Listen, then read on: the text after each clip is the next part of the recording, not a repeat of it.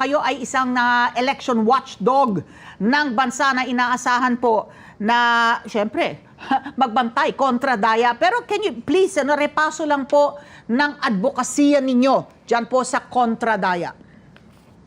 Nagsimula po yung kontra daya noong 2007 at ang layunin nito ay i-monitor yung halalan at makita, suriin ng malalim yung iba't ibang forma ng election fraud. So napagdaanan po namin yung manual election, pati yung pagsisimula ng automated election system noong 2010. At ngayon, gaya ng nabanggit nyo kanina, before the commercial break, ay may advokasya rin kami para sa hybrid election system. That's what we're pushing now. Bukod pa dun sa pag-monitor nga ng iba't ibang forma ng pandaraya, at isang special project din namin yung pag-profile sa mga party list group kasi this has been bastardized and hijacked by different political clans and various business interests. So malawak po yung mandato namin at we are privileged and honored na hanggang ngayon ay buhay na buhay at patuloy na lumalakas po ang kontradaya. Oo.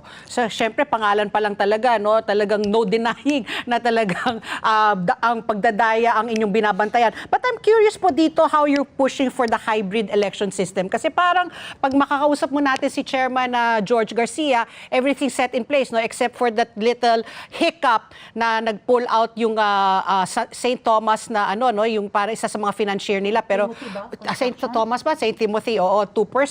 But St. Timothy. St. Timothy, okay, I stand corrected. So ito po yung hybrid election po. Paano po to, bakit po niyo isinusulong po ito? Isn't it too late in the game to push for this po?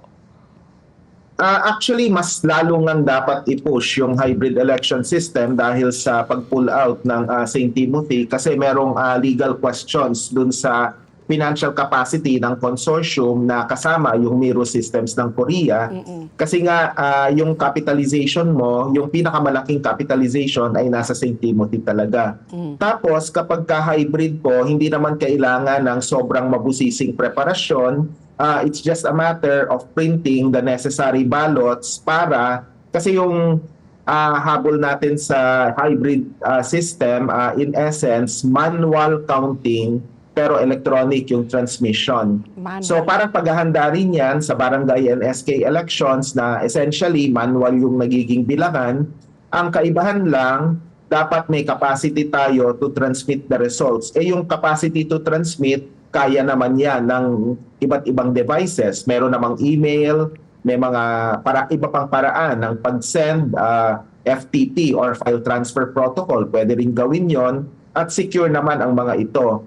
At hindi tulad ng automated election system where you need an automated counting machine, hindi mo na kailangan ng ACM. Ang kailangan mo na lang ay devices. Halimbawa, itong laptop na ginagamit ko ngayon o yung mga facilities na nandyan sa studio, it's just a matter of using these facilities for transmission. Kahit nga cellphone pwedeng gamitin for transmission, hindi na ganun kagastos. Kasi take note po, ang gastos natin sa ACM around 110,000 per unit. Kaya umaabot sa halos 14 billion or 15 billion yung gastusin sa ACM pa lang. So yun po ang isang bentahe ng hybrid system. Mas makakatipid po tayo at syempre yung bilyong-bilyong piso na yan is better off spent for social services or other meaningful expenses. Hindi na siya aksaya ng pera di tulad po noon. Professor, isn't this a moot point? Kasi sinagot na po yan ng COMELEC, yung panawagan po for hybrid elections. Dahil yan daw po ay labag sa poll automation law. Dahil minamandato po ang fully automated elections po. Hindi po ba ito moot point na? Actually, hindi po siya moot point. I-clarify po natin. Alam mo naman yung mga abogado, may iba-ibang schools of thought. I'm not a lawyer and I defer to the expertise of other election lawyers. May election lawyers na nagsasabi na violation ito ng automated elections law, pero meron namang nagsasabi na hindi po kasi meron pa ring automated aspect yung sinasabi nating hybrid system, and that is the transmission na electronic yung gagawin. Hindi naman tayo magpo-fully manual, which I admit could be against the automated election law. Pero ano pa man, may katwiran din naman, to be fair, yung COMELEC, pag sinasabi nila na too late na di umano for this election cycle na i-adapt yung hybrid system.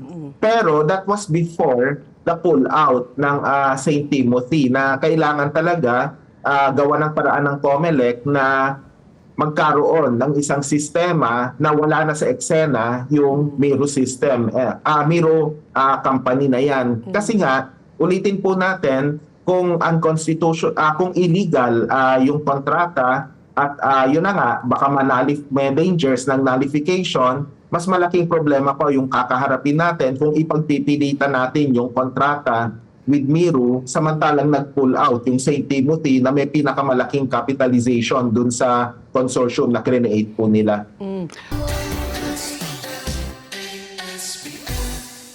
Let's get together. Sunnet 25. Sunnet 25.